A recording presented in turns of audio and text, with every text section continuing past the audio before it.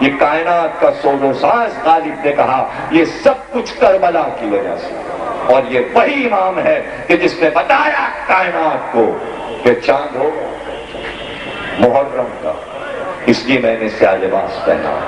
مدینے والوں تمہیں پتا ہے یہ وہ مہینہ ہے جس میں ہمارے گھر کو لوٹا گیا، جس میں ہمارے گھر کی عورتوں کو بے پردہ کیا گیا، یہ وہی مہینہ ہے جس میں ہمارے گھر کی بیویوں کو صحرا میں دوڑایا گیا، ننگے پیر کاٹوں پہ چلایا گیا۔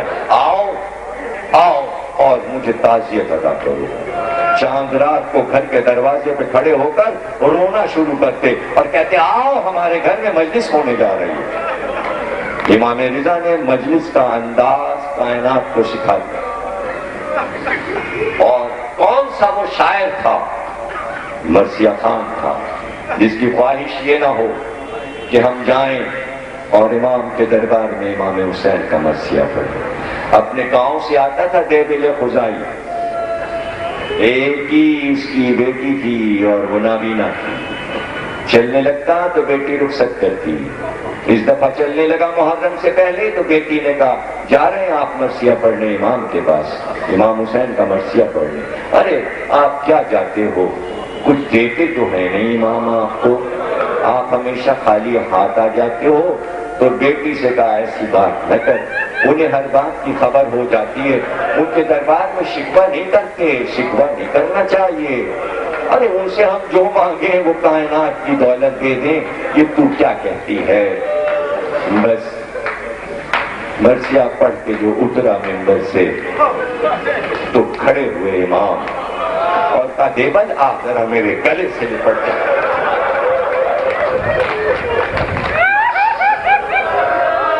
میرے سینے سے لگ جا، کیا مرثیہ پڑھا ہے؟ جیسے ہی سینے سے لگا چکے تو دوست کی ابا اتاری، کہ تجھے پتا ہے یہ کب سے میرے دوست پہ آ رہی ہے، یہ امامت اور نبوت کی ابا ہے۔ دیوبند آج ایسا مرثیہ پڑھا، لے یہ ابا میں تجھ کو دیتا ہوں، یہ کہہ کر کاندھے پر ابا ڈال دی۔ دیوبند رونے لگا، کہا کیا انعام دیا ہے آپ نے کہ جسے میں منع بھی نہیں کر سکتا، اس سے میں انکار بھی نہیں کر سکتا، یہ لباس امامت کا لباس آج آپ نے ذاکر حسین کے دوست میں ڈال دیا۔ بس ایک بار شور ہوا، دیوبند واپس چلا اپنے گاؤں کو، تو گاؤں میں شور ہوا دیوبند آ رہا ہے مرثیہ پڑھ کے امام حسین کا، کچھ تمہیں پتا ہے؟ آ رہا ہے اس کے دوست پہ جو ابا پڑی ہے وہ امام کی ہے۔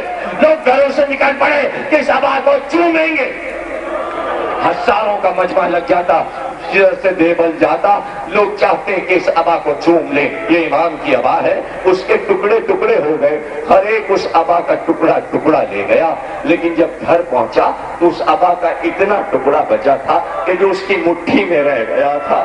گھر کا دروازہ کھولا اور آواز دی بیٹی میں نے کہا تھا شکوہ نہ کرنا، مجھے پتا ہے اپنے دوست کی ابا دے دی، مگر لوگ تبرک سمجھ کے لے گئے، چل لیا ایک ٹکڑا بچا ہے۔ جیسے ہی بیٹی آئی وہ ٹکڑا اٹھا کے اس کے چہرے پہ رکھ دیا، جیسے ہی ٹکڑا آنکھ میں پڑا کہ بابا مجھے دکھائی دے رہا، میں دیکھ سکتی ہوں۔ دیکھ آنکھوں کی روشنی واپس کر دی، اب کیا چاہیے تجھے؟ تو دولت نہیں چاہیے آقا، یہ آپ کے غلام حاضر ہیں، آپ کے تابوت کی شبی اٹھانے کے لیے کچھ نہیں چاہیے، بس انہیں صحت عطا کر۔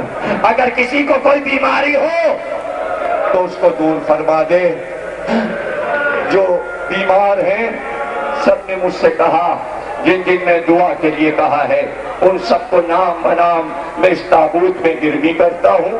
میں ایک ایک کے لیے نام لے کے دعا نہیں کرا سکتا، لیکن جن کے نام میرے دل میں محفوظ ہیں، میرے بھائی مجھے معاف کریں کہ میں سب کے نام نہیں لے سکتے، لیکن ابھی تابوت آئے گا چند لمحوں کے بعد، میں نے سب کو امام رضا کو دیا، میں نے ان کی ضمانت میں دیا۔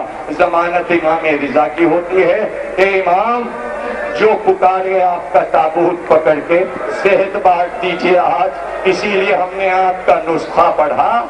اگر ہم نہ پہنچ سکے آپ کے روزے تک تو ہم اسی تابوت کو زری کا تابوت سمجھ کر اٹھائیں گے، مگر دیکھنا ابھی تابوت آئے گا تو ایک تاج نظر آئے گا۔ ارے یہ تاج، یہ زیارت پہ کہتے اے شاہ عرب، اے شاہ عجم، یہ عرب اور عجم کا بادشاہ ہے جس کا تابوت آ رہا ہے، جس کا تابوت آ رہا ہے۔ تکبیر ختم ہو گئی، امام کے سر پہ ولی عہدی عجم اور عرب کی شاہی کا تاج۔ آپ جب زری پہ جاؤ گے ایران میں تو سونے کا جواہرات سے مرصع تاج امام رضا کے تابوت پہ رکھا ہے۔ یہ تاج اسی کی شبیہ ہے۔ بس میں کیا پڑھ